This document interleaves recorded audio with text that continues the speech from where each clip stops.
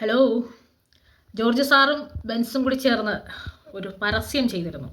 നമ്മുടെ സ്വന്തം ലാലേട്ടൻ എന്തുകൊണ്ട് ഇങ്ങനെ അത്ഭുതപ്പെടുത്തിക്കൊണ്ട് നിൽക്കുന്നു എന്നുള്ളതിന് വിസ്മയം എന്ന് വിളിക്കുന്നതിനുള്ള ഒരു ഉത്തരമായിട്ടുണ്ട് ഇപ്പോൾ പുതിയതായിട്ട് ചെയ്ത ഒരു പരസ്യം.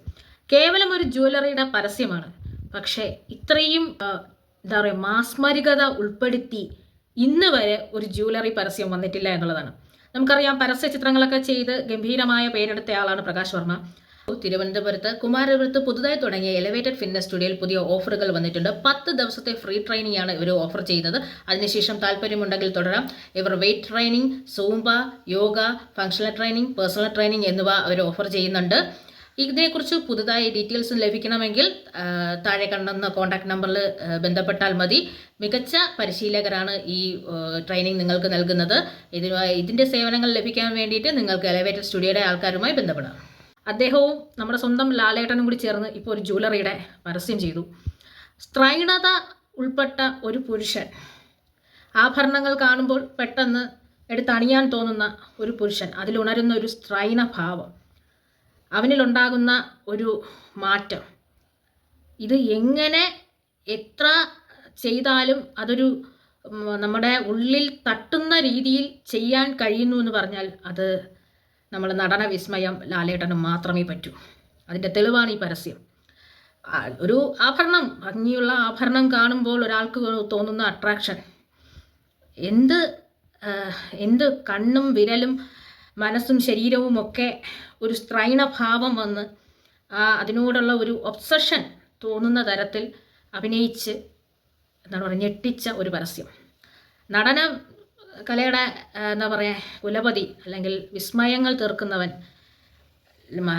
ലാലിസം, ഭാവങ്ങളുടെ രാജകുമാരൻ, ഇതൊക്കെ സ്വന്തമാക്കിയ ഒരാൾക്ക് ഒരു നിമിഷം, ഒരു 2 നിമിഷങ്ങൾ കൊണ്ട് ഈ കണ്ടുകൊണ്ടിരിക്കുന്നവൻ്റെ ഉള്ളിൽ ഈ ഒരു അവനിലുണ്ടാകുന്ന ഭാവം മനസ്സിലാക്കി തരിക എന്നുള്ളത് നമുക്ക് ഒരിക്കലും നമുക്കത് എന്താണ് പറയുന്നത് ഒരു നമ്മളിലേക്ക് എത്തുക, അത് വെറും 2 സെക്കൻഡുകൾ കൊണ്ട് നമ്മുടെ ഉള്ളിലേക്ക് കയറുക എന്ന് പറയുന്നത് ഒരു വലിയ ബുദ്ധിമുട്ടുള്ള കാര്യമാണ്.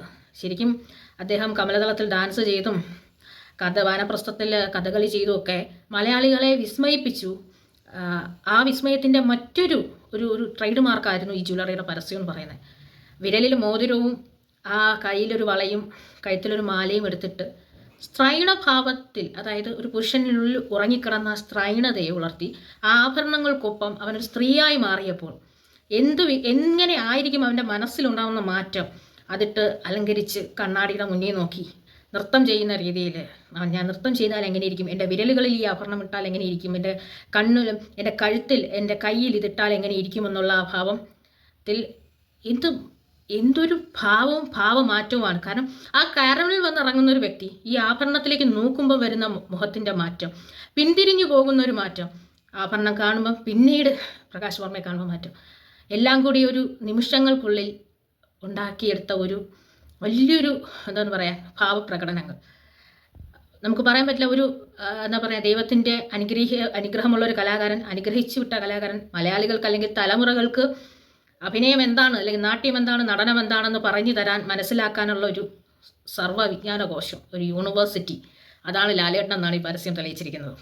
എന്തായാലും ഇതിൻ്റെ ഒരു ക്രിയേഷനും അതിൻ്റെ ഒരു പ്രസൻറ്റേഷനും എക്സ്ട്രാ ഓർഡിനറി ആയിട്ടുള്ള ഒരു ഫീലാണ് നമുക്ക് തരുന്നത്. എന്താണ് അഭിനയം എന്നുള്ളത്, നമ്മുടെ മനസ്സ് നിൽക്കുന്നതിൽ നമ്മുടെ മനസ്സ് എത്ര ഭാവങ്ങളിലേക്ക് എത്തി എന്നുള്ളതും ആ ഐഡിയ കൺവേ ചെയ്തെടുത്ത രീതിയാണ് അതിനെക്കാട്ടിയും മനോഹരം. എന്തായാലും അത്യധികം ഞെട്ടലും അസൂയാവഹമാണ്. നമുക്ക് മലയാളികളുടെ സ്വകാര്യ അഹങ്കാരമാണ് ലാലേട്ടൻ. കാരണം മലയാളി എന്ന് പറഞ്ഞാൽ നമുക്കൊരു ലാലേട്ടൻ ഉണ്ടെന്ന് പറഞ്ഞാൽ തന്നെ ഏറ്റവും വലിയ ഒരു അഹങ്കാരമാണ്. ഒരു അത്ഭുതങ്ങളിലൊന്നും തന്നെയാണ് ലാലേട്ടൻ.